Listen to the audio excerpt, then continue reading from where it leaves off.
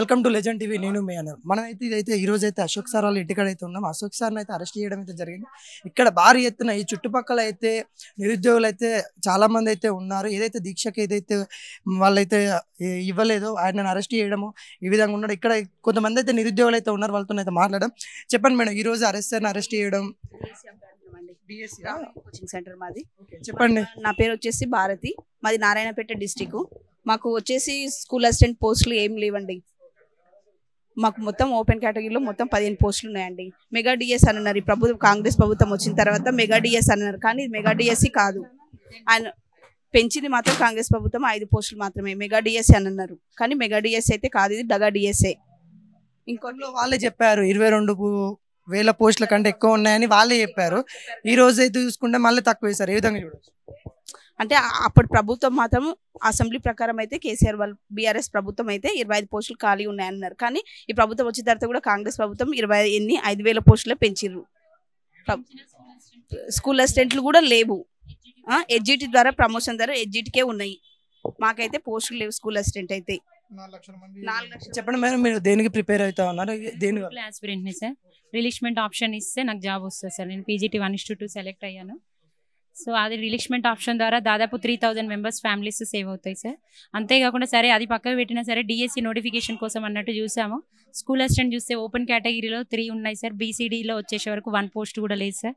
So ఇది మాత్రం mega DSC కాదు, పోస్టులు పెంచాలి. అందులో పాటు దాంతోపాటు గురుకులలో రిలీష్మెంట్ ఆప్షన్ ఇవ్వాలని మా డిమాండ్ ఇస్తుంది. నమస్తేనా, మాది వికారాబాద్ జిల్లా. అయితే వికారాబాద్ జిల్లాలో స్కూల్ అసిస్టెంట్ పోస్టులు వచ్చేసి మొత్తము బీసీడీకి ఒక్క పోస్ట్ ఉందన్న. ఒక్క పోస్టులో మేము ఎంతమంది పోటీ పడాలి? ఆ ఒక్క పోస్టుకు ఎగ్జిట్ రాసుకుందామా, కోర్టు తీర్పిచ్చేసింది ఛాన్స్ లేదని. ఒక్క పోస్ట్ వేసి మెగా డిఎస్ అని చెప్తే దానికి ఎంతమంది పోటీ పడాలి? ఇంటి దగ్గర తల్లిదండ్రులకు ఏం చెప్పలేకపోతున్నాం. గత 6-7 నెలల నుంచి దిల్సుఖ్ నగర్లోనే ప్రిపేర్ అవుతున్నా రామాయ కోచింగ్ సెంటర్లో. అయితే ఈ పోస్టులు కేవలం నువ్వు 5-6 వేల పోస్టులు పెంచి మెగా డిఎస్ అని ఎట్లా చెప్తావు? కేసీఆర్ పీరియడ్లోనే 5,000 పోస్టులు ఇచ్చేసిండు ఆల్రెడీ. ఆయననే చెప్పిండు 13,500 పోస్టుల పైన ఉన్నాయని అసెంబ్లీ సాక్షిగా. నువ్వు పిఆర్సీ ప్రకారం మొన్న ఆర్ కృష్ణ అన్న చెప్పిండు, నీలం వెంకటేష్ అన్న చెప్పిండు 25,000 పోస్టుల వరకు ఉన్నాయని. ఫిలప్ చేయడానికి నీకేం నష్టం అవుతుంది? అలాగే టెట్ అభ్యర్థులు 4 లక్షల పైన వెయిట్ చేస్తుండ్రు. టెట్ వేయడం వల్ల మీకేం లాస్ అవుతుంది? దయచేసి పోస్టులు పెంచండి అన్న.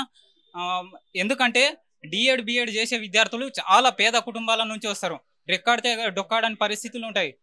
తల్లిదండ్రులు ఒక పూట తిని తన పిల్లల్ని చదివించుకోవాలి, రేపు ఏదో ఒక జాబ్ వస్తే వాడన్నా కష్టపడకుండా బతుకుతాడని ఎంతో ఆశతో ఎదురు చూస్తుంటాడు. కాబట్టి దయచేసి పోస్టులు పెంచండి అన్న. మెగా డిఎస్సి వేస్తారని ఆశతోటి కాంగ్రెస్ని ఎంతో ప్రచారం చేసినాం మీ ఊళ్ళలో. అవ్వల్ని మీరు పింఛన్ కోసం ఆశపడకండి అని కొందరు డబ్బులు ఇచ్చి మరి కాళ్ళు మొక్కి ఓటేపించిండ్రు. టీఆర్ఎస్కి వేయకండి, మీ పిల్లల భవిష్యత్తు నాశనం అవుతుంది అని చెప్పిండ్రు. కాబట్టి కష్టపడి గెలిపించుకున్నాము. ఈ ఎలక్షన్లో కూడా మీరు మా హామీలను నెరవేరిస్తే ఖచ్చితంగా మళ్ళీ కాంగ్రెస్ గవర్నమెంట్ని గెలిపించుకుంటాము. మీకు వ్యతిరేకలం ఏం కాదు. అదేవిధంగా అశోక్ సార్ వల్ల ఇంటి దగ్గర పర్మిషన్ చేసుకుంటే కూడా అరెస్ట్ చేయడం మాకు చాలా బాధాకరంగా ఉంది.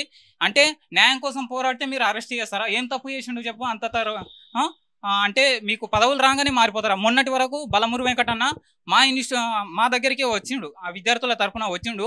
ఇప్పుడు పదవులు రాగానే నోరు మెదపడం లేదు. ఇది కరెక్ట్ కాదన్నా.